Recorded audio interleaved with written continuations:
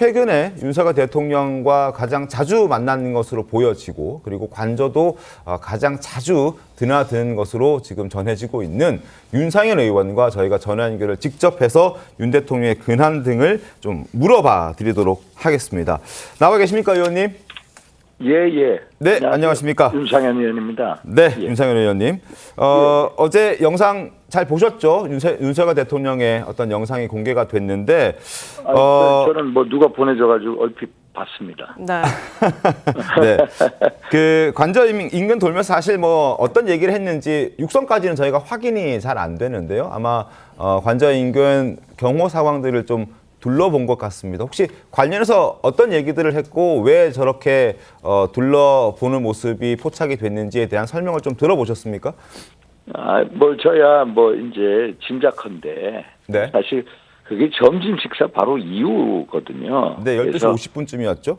예. 식사 마치고 이제 경내를 이제 돌아보신 모습 같고요. 일종의 이제 산책 겸 또 근무자 격려 차원에서 이렇게 돌아보시지 않았나 이런 생각합니다. 근데 뭐 사실 민당 의원 어느 의원께서 뭐 도피를 했다. 세상에 대통령이 잡범입니까? 응? 또 안 되는 이 가짜 뉴스를 퍼뜨리지 않습니까? 제가 1월 3일 날도 그 대치 현장에 있었습니다만은 네. 공포탄을 쏴라 아니면 실탄 쏴라 이것도 완전 새빨간 거짓말입니다.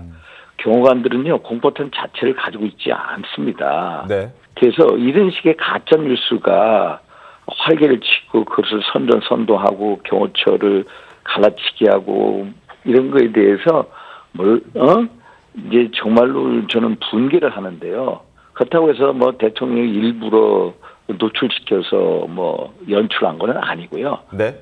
대통령께서는 이제 산책하고 근무자들 격려 차원에서 돌아보신 걸로 저는 알고 있습니다. 알겠습니다. 네, 윤 의원님 물론 뭐 어제는 못 만나셨다 이런 말씀도 언론을 통해 주셨긴 어제는요 했습니다. 제가 그 경향이 없어서 뭐 약속이 있어서 바로 나왔습니다. 방문하시긴 하셨지만 대통령은 면담하지 못하고 나오신 거군요. 예. 하지만 그 전에 이제 또 관저에 방문하셨을 때 대통령을 만나신 적도 있다라고 알고 있는데 현재 윤석열 대통령의 뭐 건강 상태라든지 아니면 입장이라든지 저희가 좀 궁금하거든요. 그 대통령 건강은 양호하시고요, 아주 의연하시고 좀 꿋꿋하다가 이런 걸 이제 느낌을 받고요.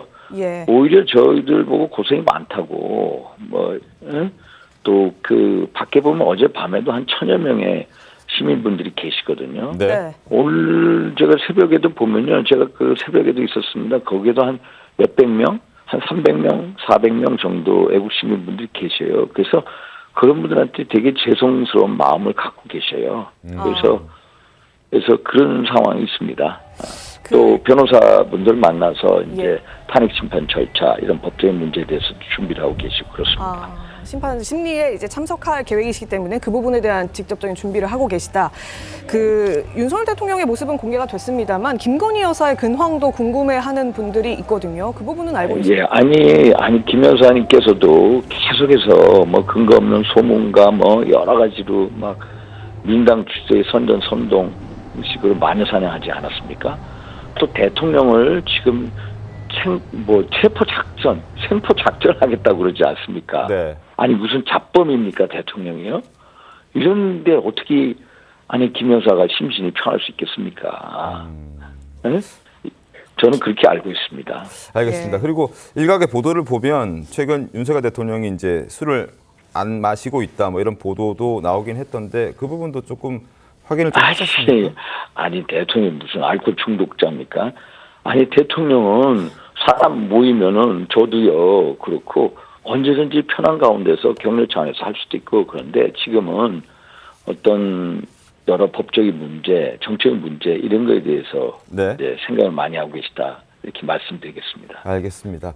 그리고 1월 3일에 1차 집행영장 집행 당시에 그때도 일단 들어가서 윤 대통령을 만나지 않았습니까?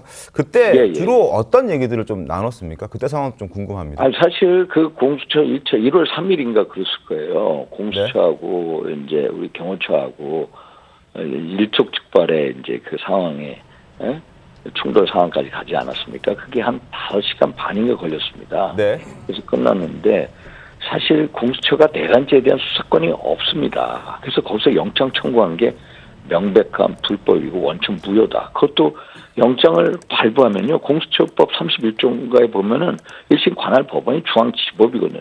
지금까지 민간인에 대한 구속영장이요. 김영현 전 국방부 장관 중앙지법에 했습니다. 문상화 정보사령관만 군사법원에 했거든요. 그런데 영장 발부 안 될 것 같으니까 뭐 서부지법에 가서 판사 쇼핑한다. 또 그 영장 전담 판사는 형사소송법 110조, 111조 이거 군사상 공무상 비밀 장소에 대해서는 기관자 책임자의 승낙을 받아야 된다. 이런 규정을 제외시키지 않았습니까? 네. 세상 이런 기상천외한 초법적인 이 행위가 사법부에서 일어나고 있는 것에 대해서 정말로 이게 국가적인 위기다.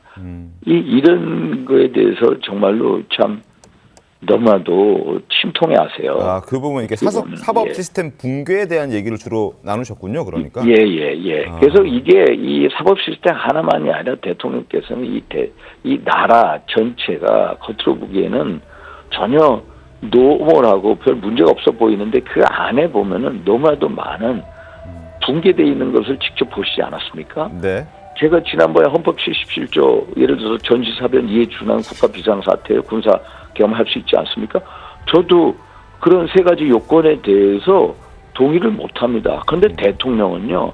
대통령만의 대한민국의 이 소프트웨어가 무너지고 있는 것에 대해서 엄청난 위기의식을 가지고 계신 거예요. 아하, 알겠습니다. 그래서 12상 계엄을 했다는 거고 그거에 대해서 주권자한테 알리고 싶었던 거예요. 그래서 그런 문제는 탄핵 심판 절차를 통해서 당당하게 이제 말씀하실 거다 이렇게 보고 있습니다. 알겠습니다. 지금도 조금 언급해 주셨지만 서부지법을 통해서 체포영장을 발부받았던 그 부분들을 좀 지적하면서 어제 윤석열 대통령 측의 입장이 조금 추가되고 변경됐다는 부분도 확인을 할 수 있었습니다. 어제 윤갑근 변호사의 목소리도 의원께서도 들으셨겠지만 일단 서울중앙지법에 구속영장을 청구하거나 기소하면 거기에는 응하겠다라고 얘기를 했거든요. 왜 그러냐면요. 제가 사실 이게 영장이 불법이고 또 이게 공수처가 수사 권한이 없다라는 입장은 변함이 없습니다. 그런데 이게 계속해서 국가적 혼란이 장기화되고요. 또 엄동설안의 그 바깥에서 고생하시는 시민분들한테 죄송하고 또 공무원들이 무슨 죄가 있습니까?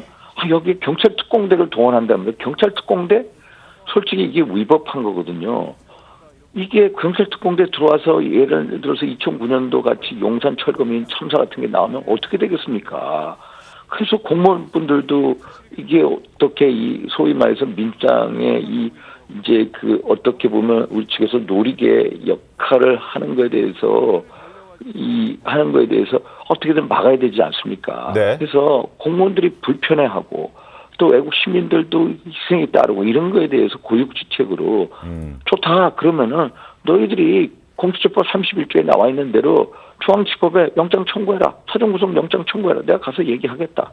이런 입장이고요. 네. 그럼 수사권이 없는 뭐 공수처에 간다고 해가지고 대통령이 거기에 만약에 생포된다고 해가지고 거기 가서 말씀하시겠습니까? 말씀 안 합니다. 그래서 이게 고육지책으로 이런 제안을 했으니까 공수처가 계속해서 무슨 망신 주는 그런 행태를 멈추고 이 선에서 어떤 타협점을 찾아야 될 것 같습니다. 알겠습니다. 네, 윤 의원님 마지막으로 질문 하나 더 드리겠습니다. 이 지금 관저를 찾고 있는 여당 의원들 숫자가 좀 불어나서요. 최근에 44명이 방문했다 이런 보도를 해드렸는데 지금 지도부에서는 이런 관저 여당 의원들의 방문에 대해서 선을 긋는 듯한 분위기도 좀 감지가 되거든요. 아니 나는요 지도부가 좀 더 적극적 역할을 해달라 이런 말씀드립니다. 네. 제가 말씀드리지만은 이 영장 공수처 수사권이 없지 않습니까? 혹시 영장을 청구하고 발부하던 이 자체가 불법이라는 거고요. 지도부도 그런 입장입니다. 그럼 지도부가 말만 해서 되겠습니까? 아니 불법성을 입장했으면 좀 더 적극적 역할을 해야죠. 오동훈 공수처장 비록 우리가 숫자가 부족하지만은 탄핵 심판에 들어가야 되죠. 영장 전담 판사, 임원 부장 판사도 도대체 형사소송법 110조, 111조 어떻게 적용 제하라 이런 식으로 초법적인 행태를 보입니까? 이런 거에 대해서 탄핵 절차에 돌입해야 된다고 보고요. 그럼 뭐 지도부 포함 다 관저를 찾아야 된다? 아니 관저를 찾아야 돼요. 아니 그리고 대통령이 이렇게 의로운 대한민국 법질서를 지키기 위한 외로운 또 의로운 투쟁을 하지 않습니까? 그거에 대해서 좀 더 귀를 기울이고 그래 관저를 찾지 않아도 제도권 내에서 역할을 해달라고 하는 거고요. 한번 만약에 민주당에 있는 이재명 대표요. 그 분이 지금 혐의가 12개예요. 재판 5개를 받고 있어요. 대장동에서 그 배임 액수가 무려 4,895억 원이거든요. 성남FC 불법 후원금 모금 사건 133억이에요. 이런데 만약에 이재명 대표를 체포영장 들어가서 이렇게 하겠다 하면 민당 지도부나 민당 의원들 어떻게 하겠습니까? 네, 알겠습니다. 그렇습니까? 눈에 보이잖아요. 그럼 지도부가 적어도 이게 위법한 영장이다. 그러면 그거에 맞게끔 적절한 조치를 취해달라. 네. 이게 대한민국 법질서를 지키기 위한 어떤 이 투쟁을 하고 계신 데에 대해서 힘을 보태달라. 제 입장에서는 그런 생각이 듭니다. 알겠습니다. 자, 윤석열 의원님, 오늘 바쁘신 와중에도 전화 연결 감사드리고 앞으로도 또 궁금한 게 있거나 저희가 필요한 게 있으면은 연락드리도록 하겠습니다. 언제든지 말씀 주십시오. 네, 알겠습니다. 고맙습니다. 예.